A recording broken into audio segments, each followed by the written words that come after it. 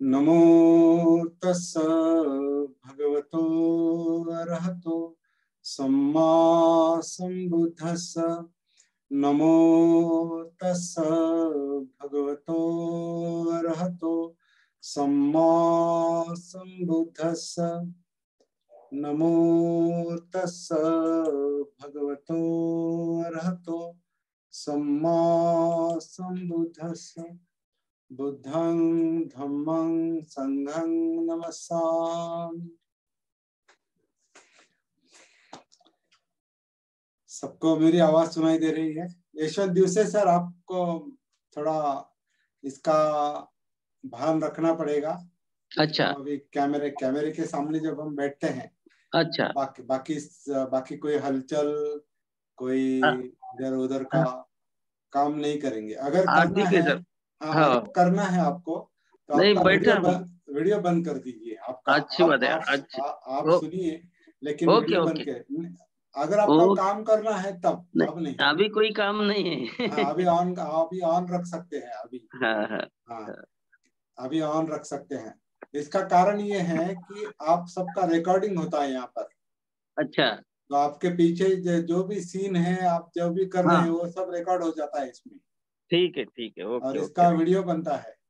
तो आपको इसकी खबरदारी रखनी पड़ेगी कि जब आप चेहरा दिखाएंगे तो आप ठीक से दिखाएंगे, शांत बैठेंगे। ज्यादातर आपको कोई हलचल करनी है तो आप अपना वीडियो बंद करेंगे, और ऑडियो तो बंद करना ही पड़ेगा, क्योंकि बीच में आपसे कोई आवाज नहीं वहां के आनी चाहिए। ये भी आपका रिकॉर्डर भी, आपका ये भी रिकॉर्ड हो रहा है? तो ये भी रिकॉर्ड हो रहा है, ये जरूरी है फिर से सुनने के लिए। ये आवश्यक है, क्योंकि इंस्ट्रक्शन बार बार देने की आवश्यकता नहीं पड़नी चाहिए।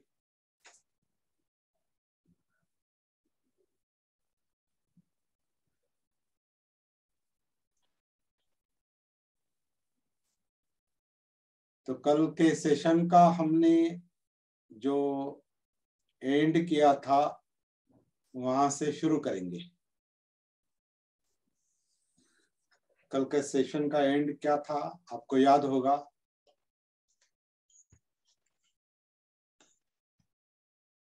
मैंने कहा था कल कि आज जब हम ज्वाइन हो जाएंगे सेशन में, तो अपने 24 घंटे, कल से 8 बजे से अभी 7 बजे तक 23 घंटे आपने ये अभ्यास, ये प्रैक्टिस, ये साधना की है क्या कि हमारा शरीर नैसर्गिक रूप से सांस अंदर लेता है, नैसर्गिक रूप से सांस बाहर छोड़ता है।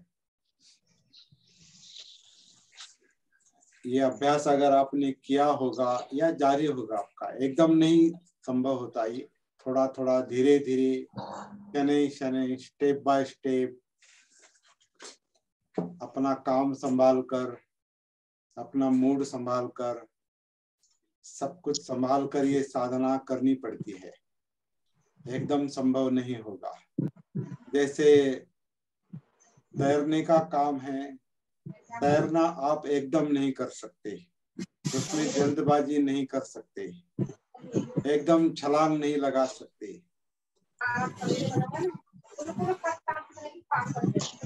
भारती जी, आपका माइक म्यूट करता हूं। मैंने किया है, अभी किया है। तो पानी में एकदम छलांग लगाने से क्या होगा?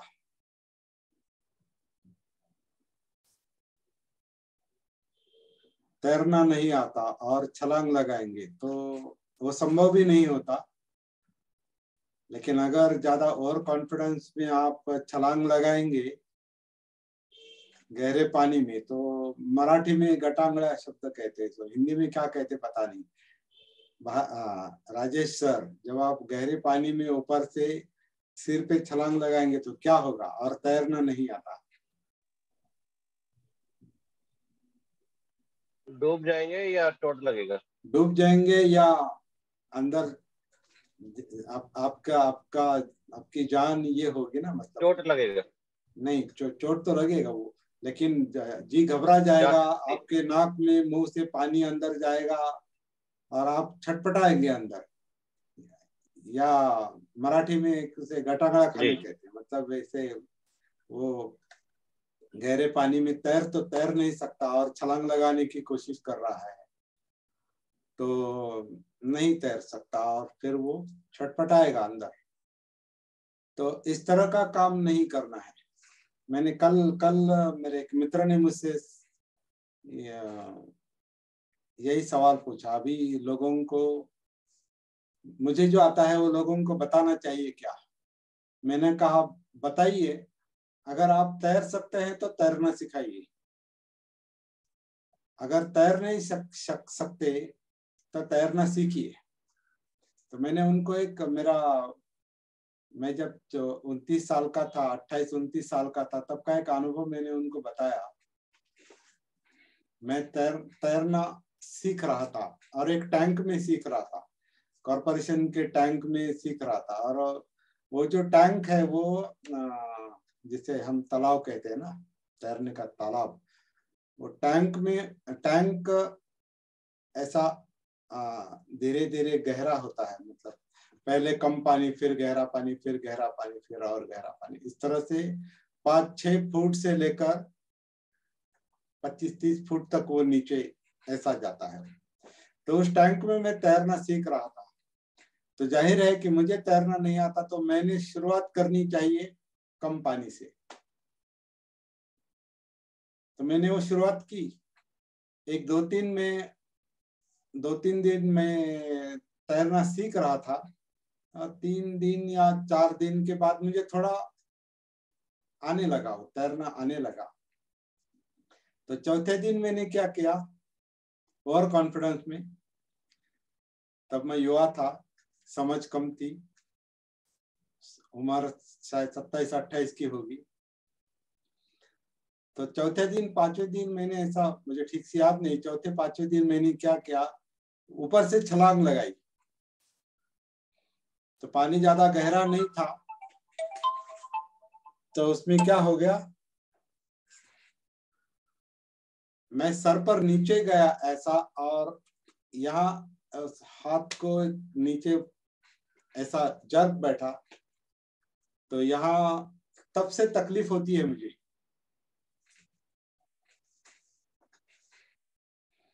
तो इससे क्या सीख लेनी चाहिए कि कोई भी काम ओवर कॉन्फिडेंस में नहीं करना चाहिए, खासकर जहाँ जोखिम का काम है वो ओवर कॉन्फिडेंस में नहीं करना चाहिए। तो पहले और सीख लेना चाहिए, और फिर दूसरों को बताने की बात तो मुझे लगता है बहुत जिम्मेदारी की बात है, जिम्मेदारी से बताना चाहिए। क्योंकि आप खुद अगर तैरना नहीं जानते, आप खुद ही अंदर छटपटाते हैं, आपके नाक मुंह से पानी अंदर जाता है, और आप दूसरों को लेकर सिखाएंगे पानी में कैसे तैरना है, तो संभव नहीं। कहने का मतलब यह है कि बताने की बात तो बाद की है, पहले अच्छी तरह से सीख लेना चाहिए। मुझे लगता है कि धम्म प्रचार की बात या ये साधना की बात इसी तरह की है। मैं देख रहा हूँ 40 साल में कुछ लोगों का बहुत नुकसान भी हो रहा है गलत शिक्षा के कारण। कुछ लोग इमोशनली, साइकोलॉजिकली ब्लॉक भी हो गए हैं कुछ साधनाएं करके।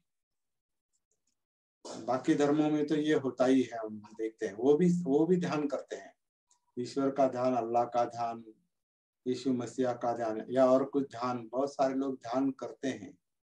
बौद्ध लोग भी ध्यान करते हैं।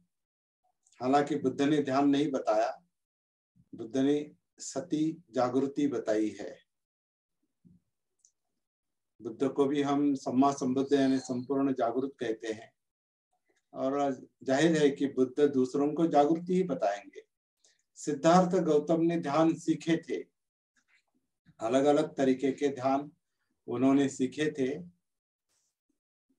और हमें जो 2 नाम विशेष रूप से जानते हैं वो है आलार कालाम और उद्दक रामपुत्र। आलार कालाम उद्दक रामपुत्र से उन्होंने अंतिम ध्यान सीखे, मतलब जो जिसे टेक्निकल रूप में, तांत्रिक रूप में जिसे रूप ध्यान और अरूप ध्यान कहते हैं। रूप और अरूप ध्यान 8 तरह के ध्यान। तो 8 तरह के ध्यान में वो उन गुरुओं की तरह पारंगत हो गया, आलार काला मुद्दक रामपुत्र की तरह वो पारंगत हो गए, एक्सपर्ट हो गए।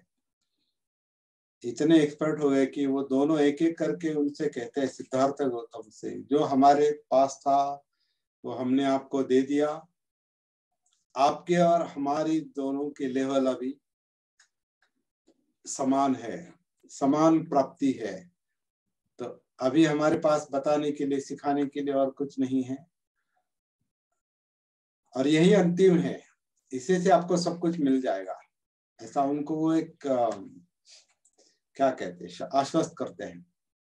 लेकिन सिद्धार्थ गौतम कहते हैं कि बहुत अच्छी बात है, आपके पास जो है आपने मुझे दिया, धन्यवाद। लेकिन मुझे ऐसा लगता है कि इन ध्यानों से मन टेम्पररी एकाग्र होता है। जब तक वो विषय है तब तक वो टेम्पररी एकाग्र होता है। जैसे वो विषय खत्म होता है, मन फिर भटकता है।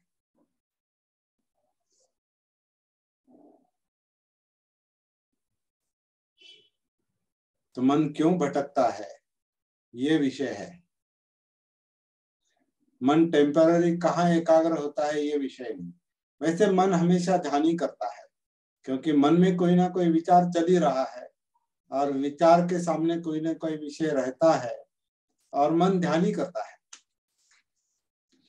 तो मुझे कभी कभी लगता है कि मन अनेक ध्यानों में भटकता है।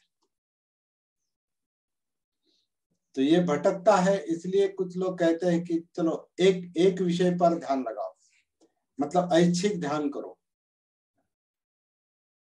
तो जब तक वो विषय है, जब तक वो परिस्थिति है, परिस्थिति मतलब जैसे कि हम शिविर में जाते हैं, शांत जगह पर जाते हैं, दुनियादारी से अलिप्त होते हैं, और वैसे हमारे 70-80% हमारी जो विषय है वो वैसे ही दुनियादारी के कम होते हैं। तो अगर मन को कोई विषय नहीं तो मन क्यों भटकेगा, मतलब कम होगा भटकना। फिर आप वहां जाके आपको कुछ उस वहां की शांति के कारण आपको वैसे ही आपका मन थोड़ा थोड़ा शांत होने लगता है शिविर केंद्र में, या कोई अगर शांत परिस्थिति है। अभी हम यहाँ, मैं इस रूम में बैठा हूँ, अभी यहाँ मुझे डिस्टर्ब करने वाला कोई नहीं, दरवाजा बंद करके रखा है, कोई आवाज नहीं, कोई इंद्रियों का विषय नहीं। दूसरा, आंख, केवल मैं आपको देख रहा हूँ और सुन रहा हूँ, मैं अपनी बात सुन रहा हूँ, कभी आपकी बात सुनूंगा मैं। तो आंख और कान के लिए विषय है, बाकी नाक, जीभ, त्वचा, इसके लिए कोई खास विषय नहीं। तो मेरा मन क्यों भटकेगा, इंद्रियों का विषय ही नहीं, तो मेरा मन अपने आप शांत होता है इस परिस्थिति में। वैसे शिविर केंद्र में आप जाएंगे, वहां जाएंगे तो शांत होता है। फिर वहां शांति में आपको कुछ इंस्ट्रक्शन मिलते कि यहाँ ध्यान दो, ऐसा ध्यान दो, ये करो, वो करो, और उस तरह से आप करते हैं, और आपका मन उस विषय पर एकाग्र हो जाता है टेम्पररी। लेकिन जैसे ही आपका शिविर खत्म होता है, आपका विषय खत्म होता है, आप वहां से बाहर आते हैं, तो आपने अनुभव किया होगा कि आप वहां से बाहर आए, समझो रेलवे स्टेशन पर आए, तो वहां आपको इतनी तकलीफ होती है।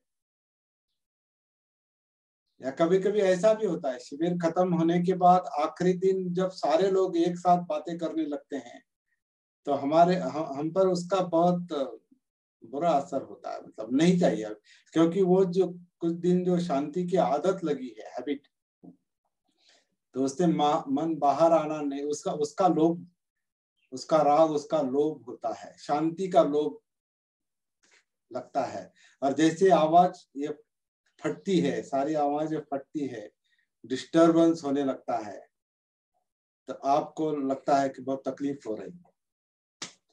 तो ये तकलीफ क्यों होती है, मन विचलित क्यों होता है, ये इस पर काम होना चाहिए। क्योंकि हमेशा आपको हमेशा आपको अनुकूल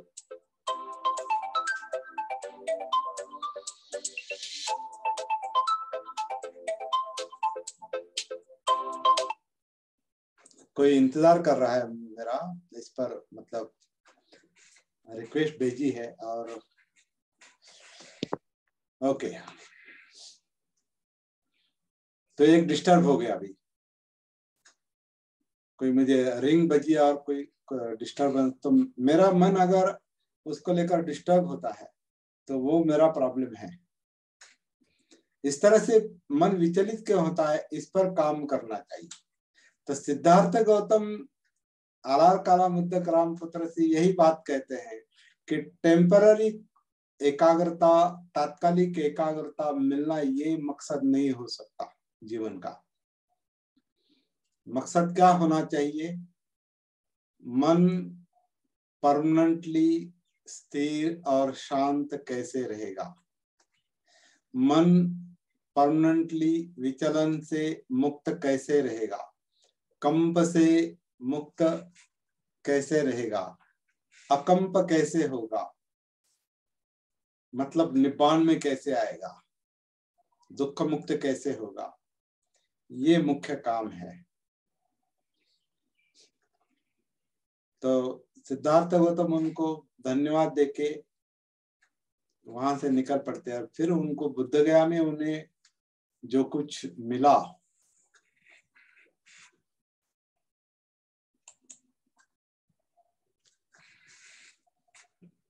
उनको जो चाहिए था वो उनको मिला बुद्ध गया में, लेकिन ध्यान के आधार से नहीं मिला। जो उन्होंने पहले किया था वो उनका आधार नहीं था। मतलब ध्यान छूटता है ऐसा उसका इसका मतलब नहीं है। मन ध्यान करता ही है, मन का स्वभाव ही है किसी न किसी बात पर लगे रहना, ऐच्छिक या अनैच्छिक।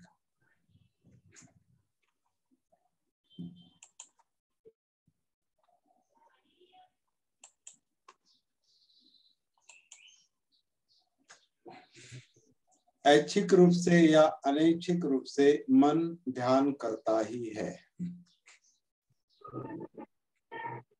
तो ध्यान मन का ध्यान कभी छूटता नहीं, मन ध्यान करता है। मैं ध्यान दे रहा हूँ, यहाँ ध्यान दे रहा हूँ, अभी यहाँ 10-12 लोग हैं, तो मेरा ध्यान कभी यहाँ जाता है, यहाँ जाता है, यहाँ जाता है, मेरे आवाज पर जाता है, ध्यान मेरा जाता है, लेकिन मुझे उसका भान है क्या, उसकी स्थिति है क्या, उसके कारण, ये सब देखने के कारण अगर मेरा मन विचलित होता है और मुझे जो कहना चाहिए वो अगर मैं नहीं कह सकता, इसका मतलब मेरा मन विचलित होता है।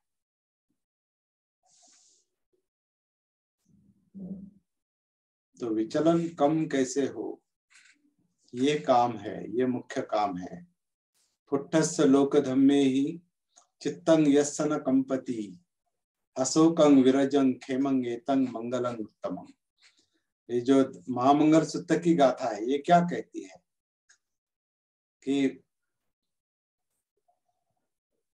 लोक धर्म के कारण, लोक धर्म यानी मतलब मनोधर्म, अनेक विषय भी, मन के अनेक विषय, मन के विषयों के कारण जिसका चित्त कंपित नहीं होता, फुट्टस्य लोक धम्मे ही चित्तं यस्य न कंपति, न कंपति कंपित नहीं होता, फुट्टस्य लोक धम्मे ही चित्तं यस्य न कंपति, अशोकं शोक रहित रहता है, मतलब दुख मुक्त रहता है, विचलित नहीं होता। अशोकं विरजं, विरजं मतलब विकारों से मुक्त, रज से मुक्त, विरजं। खेमं, खेमं मतलब कुशल रहता है, शांत रहता है, स्थिर रहता है। ये उसके लिए हित का और मंगल कारक काम है। एतं मंगलम उत्तमं, ये उत्तम मंगल है। तो ये उत्तम मंगल, इसे ही निब्बान कहा है। चित्त अकंप रहना, मतलब बिल्कुल कंपित नहीं होता, उसे निब्बान कहा है। और ये जीवन का मकसद है।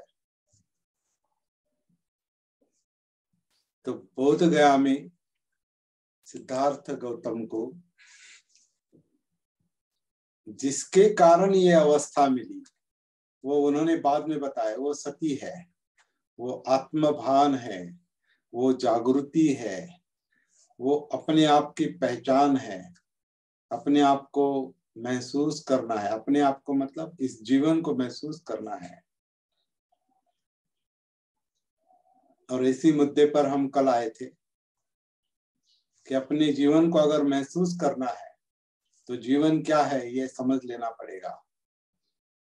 और बुद्ध ने बहुत स्पष्ट रूप से ये बताया है कि जीवन क्या है। तो एक जीवन समझ लेने का मतलब ये हमारा जिंदा अस्तित्व, ये हमारी जो काया है, ये काया जिंदा है। और इसमें जो कुछ है, इसमें चित्त है, इसमें मन है, विचार प्रक्रिया है, हमारे इमोशंस है।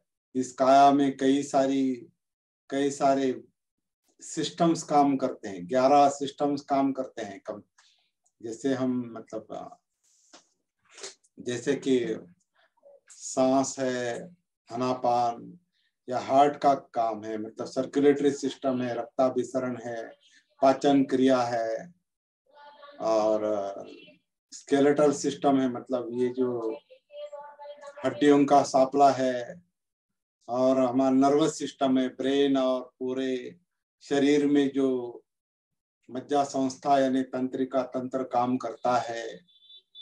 ऐसे 11 सिस्टम्स अंदर काम करते हैं। हमें उनके नामों से और उन सिस्टम का ज्ञान होने की कोई आवश्यकता नहीं, क्योंकि वो हमारा विषय नहीं है,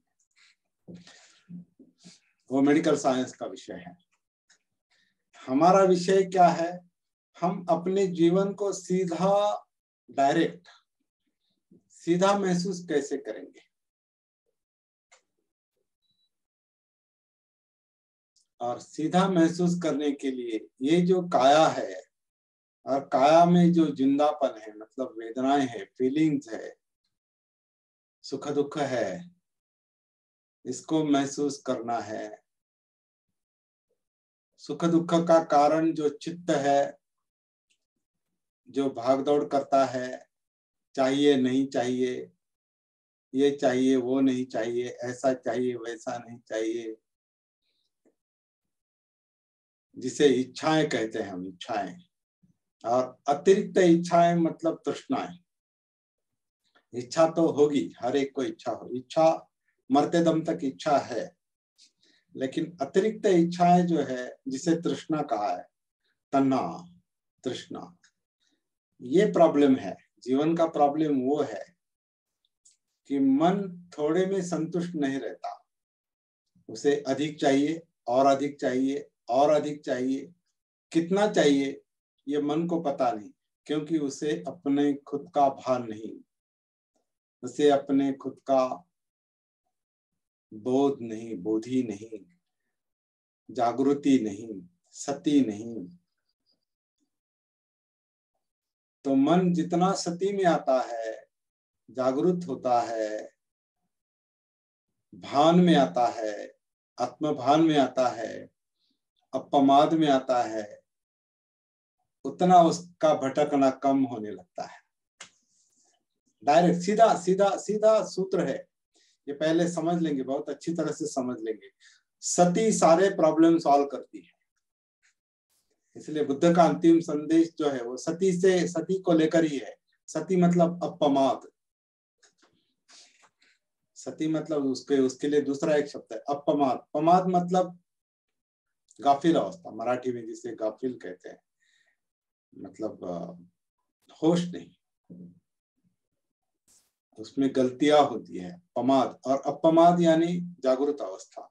तो अंतिम संदेश जो है अपमादेन संपादेत, जागृति के साथ प्रयासरत रहो। तो ये जागृति का उनका बुद्ध का अंतिम संदेश है। तो सती बताते हैं, ध्यान नहीं बताते, सती बताते हैं, जागृति बताते हैं। सम्मा संबुद्ध मतलब संपूर्ण जागृति मेन मुख्य काम है। तो इस सती जागृति के लिए ही प्रयास करना पड़ेगा। तो किसकी जागृति? तो इस जीवन की जागृति। जीवन क्या है? ये काया है, जिंदा काया है, मतलब इसमें वेदनाएं हैं, फीलिंग्स है, सुख दुख है। सुख दुख का कारण चित्त है, जो भागदौड़ करता है, जो इच्छाओं के ध्यानों में हमेशा व्यस्त रहता है, तृष्णाओं में तो और व्यस्त रहता है, विचलित होता है, डिस्टर्ब होता है, कंपित होता है, और उसका परिणाम दुख है। उसमें सुख भी मिलता है, लोभ में और द्वेष में सुख भी मिलता है। जब मनचाही बात होती है तो सुख मिलता है, लेकिन संतुष्ट नहीं रहता। आनंद मिलता है लेकिन संतुष्ट नहीं रहता, मतलब कंपित रहता है। द्वेष का विषय है तो द्वेष मतलब कुछ नहीं चाहिए, तो द्वेष का विषय होता है और उसके मुताबिक थोड़ा होता है तो अच्छा लगता है उसको, मतलब वहां थोड़ा ठीक लगता है, लेकिन संतुष्ट नहीं रहता, कंपित रहता है। और ये सब क्यों होता है? अविद्या के कारण, अजागृति के कारण, अपमाद के कारण, आत्मभान ना होने के कारण।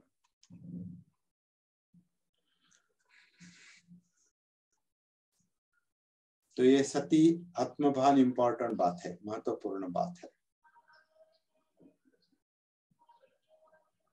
और ये सती जागृति, आत्मभान, अपमाद सारी समस्याएं सुलझाती है।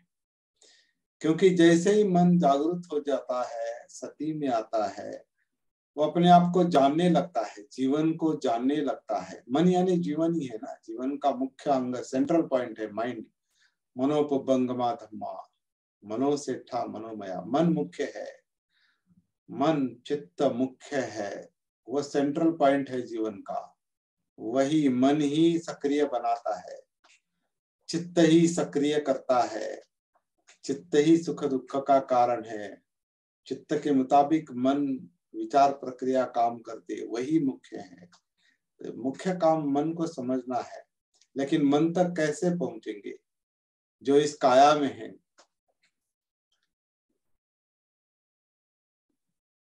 वो सती से समझ में आने लगता है।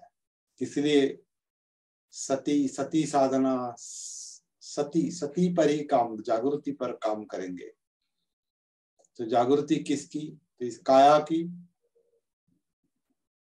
जिंदा काया, वेदनाएं, चित्त यानी लोभ और द्वेष, चाहिए नहीं चाहिए की भाग दौड़, और इसके मुताबिक जो मन विचार करता है, विचार प्रक्रिया, थिंकिंग प्रोसेस, उसे मनोधम्म कहा है। वही मनोधम्म है। तो काया, वेदना, चित्त, मनोधम्म, इन 4 अंगों में पूरा जीवन समाया है। जीवन को समझना है तो इन 4 अंगों को क्रमशः स्टेप बाय स्टेप समझना पड़ेगा।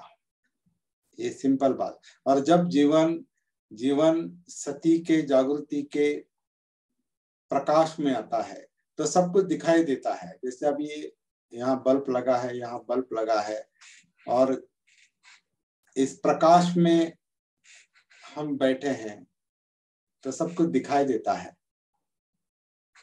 तो सती इस तरह का काम करती है। जागृति क्या करती है? अपने तरफ अगर जागृति का प्रकाश होता है अंदर से, तो जीवन दिखाई देता है, अस्तित्व, ये संस्कारित अस्तित्व, ये जीवन दिखाई देता है, महसूस होता है। तो क्या महसूस होता है? अंदर से काया महसूस होती है। काया का जिंदापन मतलब वेदनाएं, सुख दुख महसूस होते हैं, चित्त महसूस होता है, मनोधम्म महसूस होते हैं। और जितने सुस्पष्ट रूप से ये चारों धम्म, मैं इसे अभी चारों धम्म ही है, काया धम्म, वेदना धम्म, चित्त धम्म, मनोधम्म। ये धम्म सती से, जागृति से जितने सुस्पष्ट रूप से दिखाई देंगे, उतने उसमें जो समस्याएं हैं, और हमारी समस्याएं मुख्यतः दुख है, यातना है, डिस्टरबेंस है, चिंताएं हैं, अस्थिरता है, अकेलापन है, डर है, भय है, मृत्यु का भय है, कुछ खो जाने का भय है, असफलता अपयश का भय है, हानि का भय है, अप्रिय जाने का भय है, प्रिय अप्रिय अप्रिय रहने का भय है, प्रिय जाने का भय है, जन्म जरा व्याधि मरण, प्रियों का वियोग, अप्रियों का संयोग, मन के मुताबिक ना होना, ये सारे डर के कारण जो है वो सारा उसी के कारण सारा दुख है। तो सती जागृति पहले ये महसूस करती है, जीवन ऐसा है, इसको समझ लो। दुख से दुखी नहीं होंगे, दुख को समझ लेंगे। बुद्ध दुख से भागे नहीं, भागना ध्यान करना है दूसरी तरफ। तुम बचाओ, तुम बचाओ, दुख मुझे है और दूसरा बचाएगा, कैसे संभव है? कोई नहीं बचाता, खुद ही देखना पड़ता है, खुद ही जीवन को महसूस करना पड़ता है, खुद को ही उसका बोध होना चाहिए और खुद ही रास्ता ढूंढकर खुद ही दुख मुक्त हो जाएंगे। अत्तदीपो भव, खुद को ही करना पड़ता है, कोई दूसरा नहीं करता। तो सीधा अपने आप की ओर मुड़ेंगे, जो बाहर है वो अंदर, और अंदर भी अंदर से अंदर। थोड़ा कुछ भाषा जो है आपको बाद में समझ में आएगी, नए लोगों को, पुराने लोगों को अभी हम क्या बोल रहे हैं समझ में आ रहा है। अंदर से काम शुरू करना है, काम बाहर से कभी नहीं होता। बाहर से काम, अंदर का काम बाहर से कैसे हो सकता है? You have to start from inside, अंदर से शुरू करना पड़ता है। तो अंदर से शुरू करना है, काया से, तो काया में उतरना पड़ेगा। दिल से सर शांति से सुनिए, काया में उतरना पड़ेगा, काया के साथ एक रूप होना पड़ेगा, क्योंकि ये जिंदा काया और जिंदा काया में जो चित्त है, मन है, वो प्रॉब्लम है। और वो प्रॉब्लम नहीं, उसका विचलन प्रॉब्लम है, उसका डिस्टर्बेंस प्रॉब्लम है, दुख प्रॉब्लम है, और वो सत्य है, दुख सत्य है। तो इसलिए काया में उतरना पड़ेगा। तो काया में कैसे उतरेंगे? यहाँ से हमने कल शुरुआत की थी, यही बात बार बार दोहराई जाएगी। देखिए, जब तक हम कनेक्ट नहीं होंगे तब तक यही बात दोहराई जाएगी। शायद रिपीटेशन, बहुत बार रिपीटेशन होगा इसका, लेकिन जब तक अपने आप के साथ, अपने जीवन के साथ कनेक्ट नहीं होते तब तक ये काम करना है। इसे ही साधना कहा है। साधना मतलब क्या? बार बार वो बात तब तक करते रहना जब तक आप कनेक्ट नहीं होते। तो कल हमने जिस बात से हमने समारोह किया था, एंड किया था कल के सेशन में, वही प्रश्न, वही मुद्दा फिर से उठाते हैं। हम अपने आप के साथ सांस के आधार से, जो ये शरीर, हमारी काया नैसर्गिक रूप से सांस अंदर लेती है, नैसर्गिक रूप से सांस बाहर छोड़ती है, ये जो नैसर्गिक क्रिया है जिसे आन और अपान कहा है।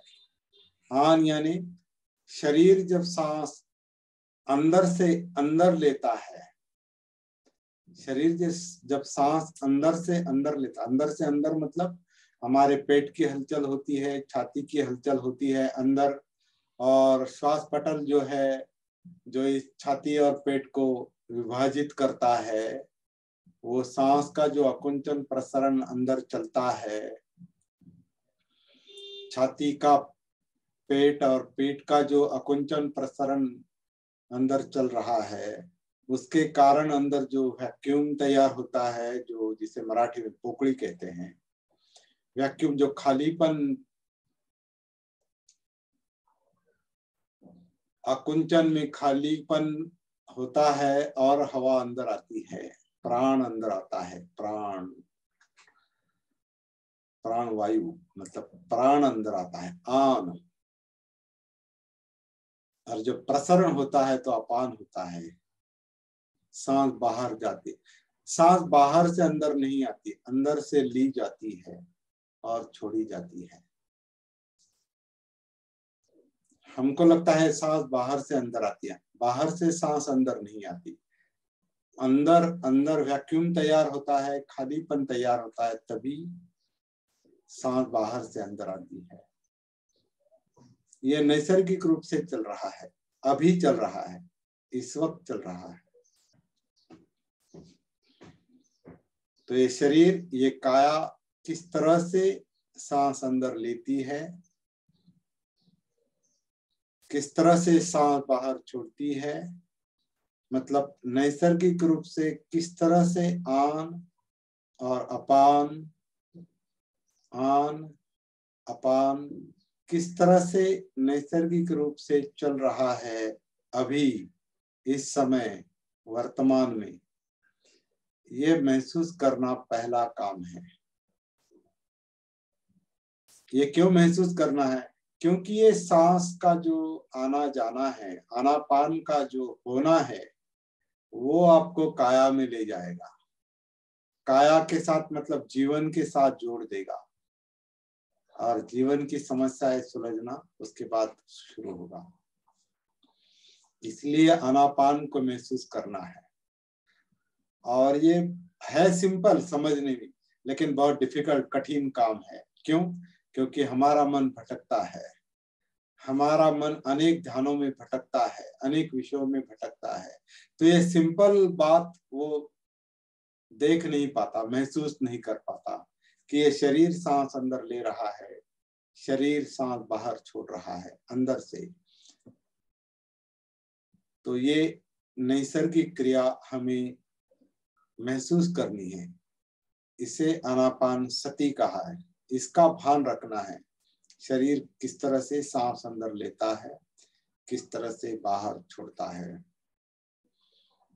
और एक बात नैसर्गिक रूप से, और एक बात ध्यान में रखेंगे, समझ लेंगे कि ये नैसर्गिक रूप से चल रहा है, मतलब हम नहीं कर रहे, सांस हम नहीं ले रहे अंदर, हम नहीं छोड़ रहे, वो नेचुरली चल रहा है, नैसर्गिक रूप से चल रहा है। हमने सांस लिया भी, नहीं भी छोड़, नहीं भी लिया, नहीं भी छोड़ा, कुछ फर्क नहीं पड़ता। शरीर, काया नैसर्गिक रूप से सांस अंदर लेती है, नैसर्गिक रूप से सांस बाहर छोड़ती है।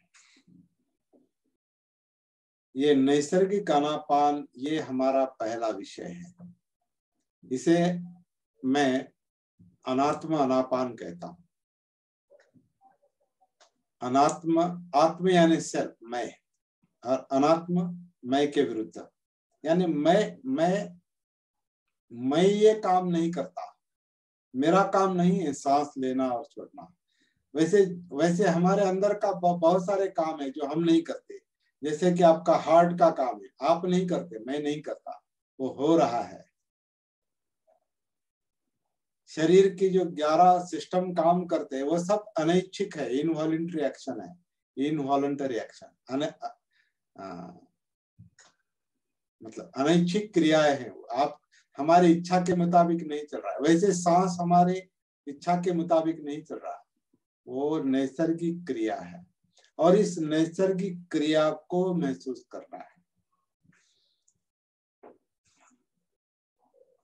और जहां हम इच्छा के बल पर करेंगे तो वो प्राणायाम या दूसरे कोई प्रकार जो होते हैं, उसमें वो इच्छा के बल पर वो चलता है।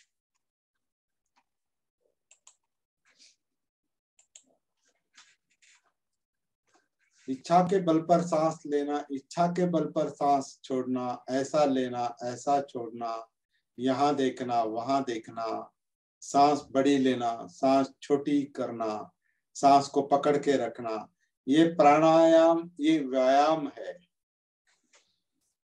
और यहाँ व्यायाम नहीं कर रहे हम, यहाँ जीवन को समझने की कोशिश कर रहे हैं।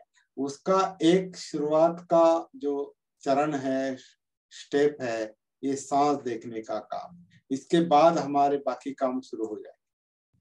सांस को क्यों देखना है, नैसर्गिक सांस को? क्योंकि हमें अपने जीवन के साथ जुड़ जाना है, जो हम अपने साथ नहीं है। अजागृत अवस्था मतलब क्या? सती नहीं है मतलब हमें आपका भान नहीं है, जीवन का भान नहीं है। इसका एक उदाहरण हम थोड़ा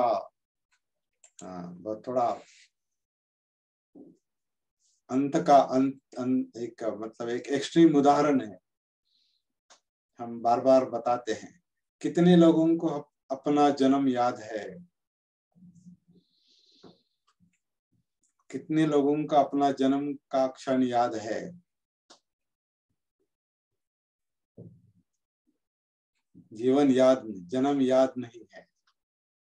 लेकिन जन्म तो हुआ है, क्योंकि हम यहाँ हैं अभी।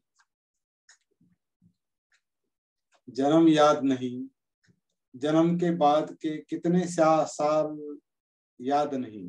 1 साल, 2 साल, 3 साल, 4 साल, 5 साल, कितने साल याद नहीं। मतलब जन्म भी याद नहीं, आगे के कुछ साल याद नहीं। और मेरा जन्म हुआ है, हम कहते हैं मेरा जन्म, और जन्म याद नहीं।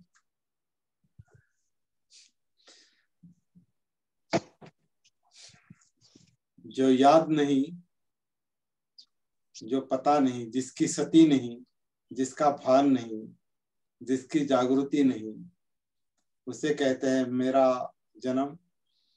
और मेरी उम्र, अभी मेरी उम्र 68 साल की है, लेकिन मुझे नहीं पता मैं 68 साल का हुआ मतलब क्या हुआ। मुझे कुछ का कहीं लिखा नहीं है 68 साल, लेकिन मैं कहता हूं मैं 68 साल का हूं। ये मैं कहता हूं, मुझे नहीं पता क्या है 68 साल। ये जीवन क्या है ये पता ही नहीं, क्योंकि इसके साथ हमारा कनेक्शन नहीं है। इसके साथ हमारा जैसे कोई रिश्ता नहीं। हमारा रिश्ता कहाँ है? हम कहाँ कनेक्टेड है? जो देख रहे हैं, जो सुन रहे हैं, सूंघ रहे हैं, चख रहे हैं, त्वचा का विषय और मन के विचार, जो बाहर की ज्यादा है।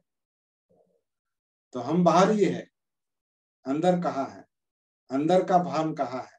अंदर की जागृति कहाँ है? ये शरीर कहाँ महसूस होता है? ये सांस, अभी देखो सांस कितना हमारे अंदर की बात है, सबसे नजदीक की बात है, लेकिन पता नहीं कैसे आता है, कैसे जाता है। शरीर क्या कर रहा है? सांस अंदर ले रहा है मतलब क्या कर रहा है, क्या हो रहा है? सांस बाहर छोड़ रहा है मतलब क्या हो रहा है, क्या कर रहा है, क्या क्या हो रहा है? इस छाती में, फेफड़ों में क्या हो रहा है? अंदर पेट में क्या हो रहा है? सांस पटल में क्या हो रहा है? पीठ, ये जो धड़ है, धड़ कंधों से लेकर कमर तक का जो हिस्सा है, ये सांस लेता है, छोड़ता है। अभी ले रहा है, अभी छोड़ रहा है, लेकिन हम उसमें है क्या? वो महसूस हो रहा है क्या? तो जन्म भी याद नहीं, जन्म के कुछ साल भी याद नहीं। और कई साल, 68 साल में मेरा तो आधा समय तो नींद में गया। चलो 12 घंटे नहीं सोते हम, 8 घंटे सोते समझो। तो 68 साल मल्टीप्लाई बाय 8 से उसे मल्टीप्लाई करेंगे तो कितने साल सोने में गए? बचे हुए साल याद है क्या? वो याद है क्या? उसका भान है क्या? उसकी सती है क्या? जागृति है क्या? अभी हम यहाँ बैठे हैं, इसका भान है क्या? ये शरीर बैठा है, ये मन चित्त काम कर रहा है, ये आनापान चल रहा है, ये हम बात कर रहे हैं, ये हम सुन रहे हैं, इसका भान है क्या? इसकी सती है क्या, इसकी जागृति है क्या, मतलब हम अपने साथ कनेक्टेड है क्या, ये सवाल है, ये प्रश्न है। और अगर हम अपने साथ कनेक्टेड नहीं है, सती में नहीं है, जागरूक नहीं है, तो जीवन की समस्याएं भी कैसे समझेंगे। हमारी जो समस्याएं हैं और जो डिप्रेशन है, चिंता है, अस्थिरता है, अस्वस्थता है, खालीपन है, अकेलापन है, डर है, भय है, कामछंद है, द्वेष है, अलग अनेक इच्छाएं तृष्णाएं काम कर रही है, विचार प्रक्रिया काम कर रहा है, चित्त इधर उधर भाग रहा है, उसका भान नहीं, और उसके मुताबिक क्या बोल रहे हैं ये भी, इसका भी भान रही, वाणी का भी भान नहीं, कर्म का, कर्मांत का मतलब कृति का भी भान नहीं, तो कैसे प्रॉब्लम सॉल्व होगा जीवन का। तो सबसे इंपॉर्टेंट बात है जीवन के साथ जुड़ जाना, मतलब जीवन की सती, जीवन का भान, जागृति, ये पहला काम है, इसलिए सती साधना। तो इसमें पहला चरण जो है वो सांस का है, अनापान का है। ये शरीर, ये काया अंदर किस तरह से सांस लेती है, किस तरह से सांस छोड़ती है, ये जो सांस की हलचल है, गति है, इस गति में अपनी सती मिलानी है।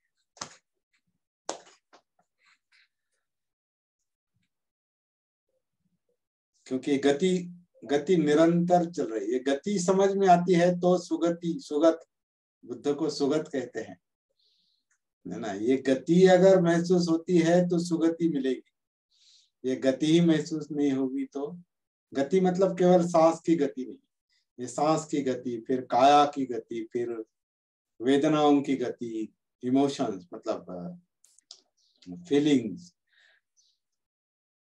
वेदनाओं की गति, चित्त की गति, चित्त यानी इमोशंस, चाहिए नहीं चाहिए, इस गति की सती, और विचारों की, मनोधर्मों की सती, धम्मानुसती, ये सब गति है। सांस गति है, काया गति है, काया में कई सारी एक्टिविटी जो चल रही है, सब हलचल ही है, अंदर सब कंप है, रक्ताभिसरण सब गति है, हमारे सारे अणु रेणु सब गति है, पाचन क्रिया गति है, हमारी आंखें झपकती है, विचार प्रक्रिया गति है, चित्त गति है, काया गति है, वेदना गति है, सब गति है, जीवन गति है, चक्र है, ये चक्र, धम्म चक्र। लेकिन इसका भान ना होने के कारण, सती ना होने के कारण ये धम्म चक्र रुक जाता है, ब्लॉक हो जाता है, ब्लॉक हो जाता है, जड़ता आती है, इनर्शिया, जड़ता आती है, ऊर्जा उसकी शक्ति ब्लॉक हो जाती है, स्टक हो जाती है, धम्म चक्र रुकता है जैसे। तो बुद्ध ने सती के साथ धम्म चक्र प्रवर्तन किया, ये रुके हुए चक्र को उन्होंने सती के साथ, जागृति के साथ प्रवर्तित किया, गति दी, तभी उस गति में वो उतरे, तब वो जीवन समझ में आया, दुख समझ में आया, दुख का कारण समझ में आया, निवारण समझ में आया, मार्ग समझ में आया, चार सत्य समझ में आए, और जीवन की समस्या सुलझ गई, दुख मुक्ति मिल गई, निब्बाण मिल गया। यही बात उन्होंने बिल्कुल सरल भाषा में लोगों को बताई। आज जो बुद्ध का मुझे कभी कभी लगता है बुद्ध की शिक्षा गुम हो गई है, जो सरल सिंपल है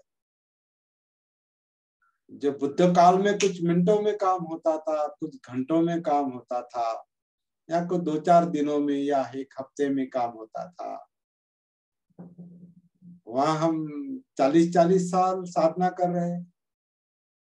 अभी 56 में जिन लोगों ने बुद्ध धम्म के प्रवाह में आए, अभी ढूंढ ही रहे हैं कि क्या करना है, धम्म क्या है, किस लिए है, क्यों है, क्यों बाबा साहब ने ये मार्ग बताया, अभी ढूंढ ही रहे हैं। क्यों? क्योंकि मूल बुद्ध शिक्षा गुम हो गई है। सारी की सारी नहीं गुम हो गई, मुझे लगता है कुछ हद तक थ्योरी या शिक्षा जीवित है, लेकिन प्रैक्टिस गुम हो गई। कैसे करना है ये प्रैक्टिस गुम हो गई है। इसलिए ज्ञान बहुत है, लेकिन ज्ञान को अप्लाई कैसे करेंगे, उसको जीवन में कैसे उतारेंगे, साधना कैसे करेंगे, और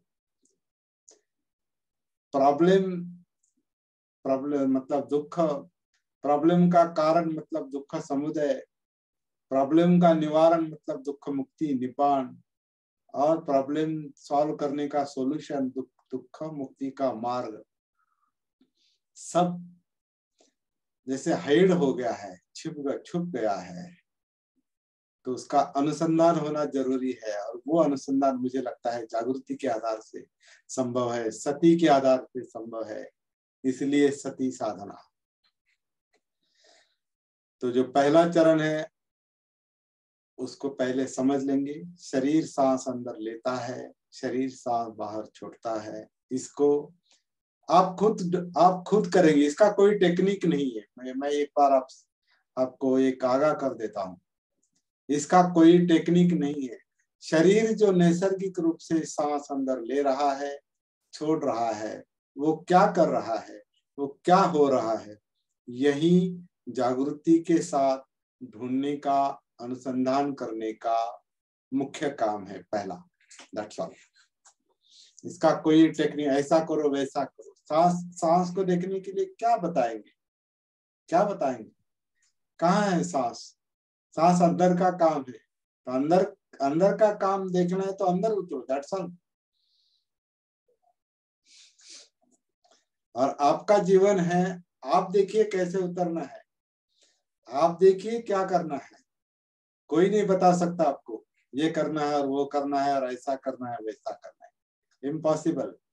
अत्तदीपो भव। बुद्ध ने किसी को उंगली पकड़कर नहीं बताया ये ऐसा करो वैसा करो, मैंने ऐसा किया है। क्या हमने कल वो पढ़ा था, वो आनापान सती सुत्त जो है, आनापान सती सुत्त का वो बहुत इंपॉर्टेंट वाक्य, इसे कंठस्थ करना चाहिए, पक्का मन में धारण करना चाहिए। आनापान सती सुत्त, इसमें कहते हैं कि भिक्षुओं साधकों, ये साधकों मैंने उसमें जोड़ा है, क्योंकि बुद्ध ने केवल भिक्षुओं को शिक्षा नहीं दी। क्योंकि भिक्षुओं को केवल दुख है क्या? दुख सबको है। तो बुद्ध केवल भिक्षुओं के साथ बात कैसे करेंगे? सबको बताया है। तो भिक्षुओं साधकों या जो कुछ भी आप कहना है, मैंने इस दुख मुक्ति के लिए, विमुक्ति के मार्ग के लिए प्रयत्न किए हैं। मैंने किए हैं मतलब हर एक को करना पड़ता है, और इस मार्ग में ही मेरा चित्त लगा हुआ था। संकल्प करना है कि मुझे ये करना है, इस मार्ग में ही मेरा चित्त लगा हुआ था। जो प्राप्त करना है, क्या प्राप्त करना है? दुख मुक्ति, निब्बाण। इस जीवन की समस्या सॉल्व करनी है, सुलझानी है। तो जो प्राप्त करना है, वो प्राप्त करने के लिए जिसका साक्षात्कार यानी अनुभव करना है। क्या अनुभव करना है? दुख मुक्ति को अनुभव करना है, निब्बाण को अनुभव करना है। और यह संभव है, यह संभव है। इसीलिए तो बुद्ध धम्म के मार्ग पर चलने का कोई मतलब है। अगर यह संभव नहीं होता तो फिर बुद्ध धम्म का क्या फायदा है? इससे क्या लाभ है? यह संभव है, ये हो सकता है। तो इसका अनुभव करने के लिए प्रयत्न करो, ऐसा बुद्ध कहते हैं। और आगे कहते हैं, आनापान सती की भावना महाफलदायक है।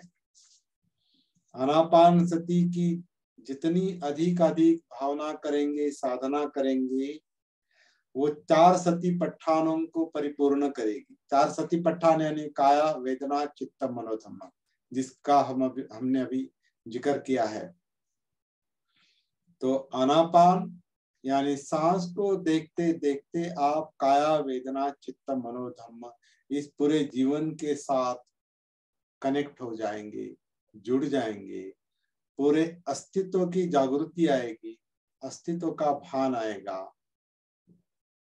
तो इस 4 सतिपट्ठानों में उतरकर उसकी अधिक अधिक भावना करके हम सप्त बोधांग की परिपूर्णता साध्य करेंगे और विद्या और विमुक्ति का यानी निब्बान का लाभ होगा। विद्या यानी अविद्या का नाश। अविद्या मतलब अज्ञान, अज्ञान भी नहीं, अबोध अवस्था, जो हम जानते नहीं। जैसे हम अभी चर्चा कर रहे हैं, जीवन जन्म हम जानते नहीं, जन्म याद नहीं, मतलब जन्म अबोध अवस्था है। अबोध अवस्था में, अविद्या में जन्म हुआ है, इसलिए वो याद नहीं। अबोध अवस्था में पहले कुछ साल बीत गए जो हमें याद नहीं, वो अबोध अवस्था है, अविद्या की अवस्था है। और बाकी जीवन भी बहुत कुछ अविद्या में जाता है, अबोध अवस्था में जाता है। तो हम 80% 90% नींद में है। जो साइकोलॉजी कहती है कि अनकॉन्शियस माइंड जो है, सिगमंड फ्राइड साइकोलॉजिस्ट और बाकी साइकोलॉजिस्ट जो मनोवैज्ञानिक कहते हैं कि हमारा चित्त, हमारा मन 80% सोया हुआ है, अनकॉन्शियस है, जागरूक नहीं है, उसे पता ही नहीं क्या चल रहा है, क्या हो रहा है। हम केवल 10-20% जागरूक है। अभी हम यहाँ बैठे हैं, लेकिन बैठे हैं ये केवल 20% इसके प्रति जागरूक है। सोच रहे हैं, थिंकिंग चल रही है, 10-20% ही जागरूक है। मन में क्या भावनाएं उभर आती है, चल रही है, उनकी क्या गति है, वो केवल 10-20% जानते हैं। मतलब हम अपने आप को केवल 10-20% जानते हैं, उतने ही हम जिंदा है, बाकी मृतवत है। इसलिए वो गाथा कहती है, अपमादो अमत पदं पमादो मच्छुनो पदं, अपमत्ता न मियंती ये पमत्ता यथा मता। अपमाद यानी सतीहीन अवस्था, अजागृत अवस्था, अपमाद यानी जागृत अवस्था, सती की अवस्था, यही जिंदा अवस्था है। और पमाद की अवस्था, पमादो मच्छुनो पदं, पमादो यानी अजागृत अवस्था, सतीहीन अवस्था, वो मृतवत है, मरे हुए के समान है। जो जागृत लोग है वही जिंदा है, जो अजागृत लोग है वो मरे हुए के समान है। बाबा साहब ने मरे हुए लोगों को जगाया है, मृतवत लोगों को जगाया। तो बाबा साहब का भी संदेश यही है, जागृति का अग्नि प्रज्वलित रखो, है ना। जागृति का अग्नि, जागृतीचा अग्नि तेवत ठेवा, किंवा जागृतीचा विस्तव कधी विझू देता कामा नये। जागृति का अग्नि कभी भी बुझने नहीं देना चाहिए। ये संदेश का ये सती ही है। तो ये काम करना है। 8:07 हो गए हैं। मुझे लगता है 6 मिनट देर हो गई, तो 6 मिनट लेट खत्म किया, तो बराबर 1 घंटा हमारा चला। आपने बहुत ग्रहणशीलता से सुना। मैं देख रहा हूँ सबको, 10 लोगों को, 9 लोगों को, 10 लोगों को, बहुत अच्छी बात है। मेरे ख्याल से और 2-3 मिनट अगर चाहिए तो हम ले सकते हैं। कुछ प्रश्न है तो आप पूछ सकते हैं।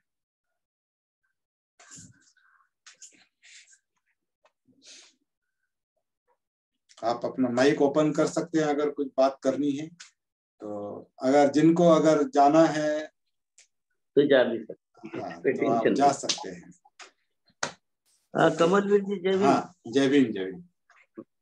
मी आमचे 2 ताई आणि हे दादा जय भीम, जय भीम, जय भीम, यांच्यापासून जय भीम, जय भीम। प्रियंका आणि प्रकाश. हा तुम्ही आतापर्यंत प्रकाशाची चर्चा केली. प्रकाशाची अंधार नाही. हिंदी में बात कीजिए क्योंकि यहाँ आगरा के लोग बैठे हैं, दिल्ली के लोग. जहाँ प्रकाश है वहाँ अंधेरा नहीं है. सही प्रकाश ने कहा अंधेरे को केस कर दी कि तू चले आ. वही सती है. वो आ नहीं सका. जब प्रकाश है तो अंधेरा नहीं आता, और अंधेरा है तो प्रकाश नहीं आता.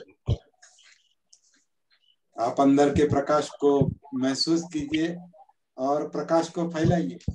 सबसे अच्छा काम है, अपने जीवन का सबसे अच्छा काम है. नहीं, कुछ समझ में आ रहा है. अच्छा खासा समझ में आया.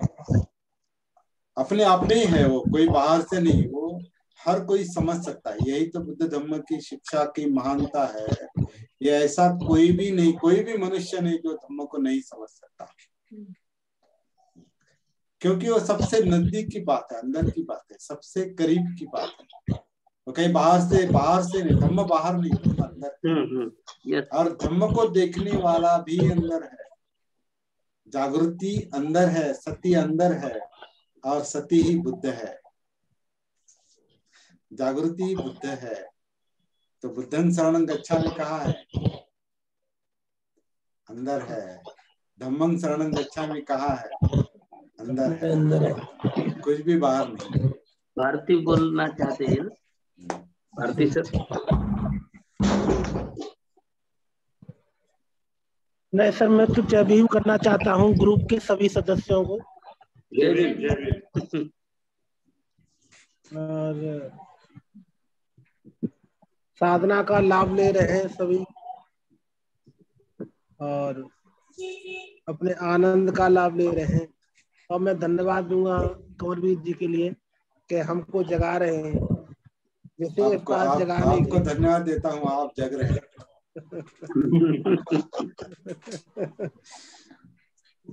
आप में सब में है सर, तो लेकिन जगाने की बात है. बाबा साहब ने भी जगाए और आप भी प्रयास कर रहे हैं.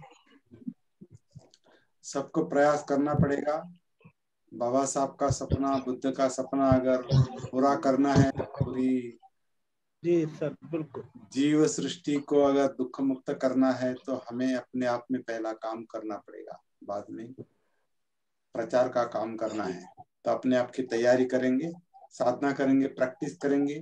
ये सांस, शरीर कैसे सांस लेता है, इसको देखते देखते अपने आप से जुड़ जाएंगे. फिर काया चित्त, काया वेदना चित्त और मनोधम्म, इसको महसूस करते करते अपने आप को समझ लेंगे. यही पहला मुख्य काम है. तो यहाँ पर रुकेंगे हम. समय हो गया है. कुछ लोगों को काम पर जाना पड़ता है. मेरे ख्याल से दिल्ली से राजकुमार जी थे, उनको कुछ बात करनी थी, लेकिन उनके पास समय नहीं था, वो चले गए हैं.